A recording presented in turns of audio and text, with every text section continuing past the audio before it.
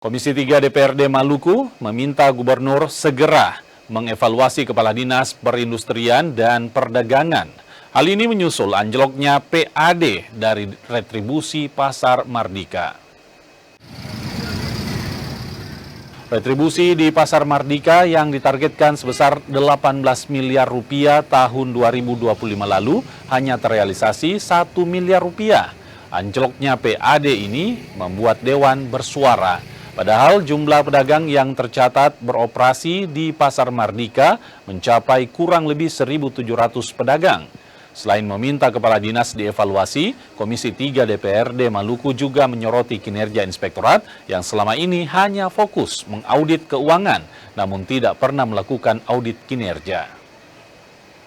PAD-nya 18 miliar, tapi realisasi itu yang tercatat di Dinas Perindustrian dan Perdagangan itu 1 miliar 50 juta. Tercatat di Dinas Pendapatan Daerah Provinsi Maluku itu hanya 756 juta. Nah, kami kemarin menyayangkan kinerja dari Dinas Perindustrian yang tidak maksimal dalam memastikan target itu terrealisasi. Kami minta kepada pemerintah Provinsi Maluku, dalam hal ini Pak Gubernur dan Pak Wakil Gubernur, untuk mengevaluasi seluruh kepala dinas yang dianggap tidak bisa bekerja dengan baik, itu harus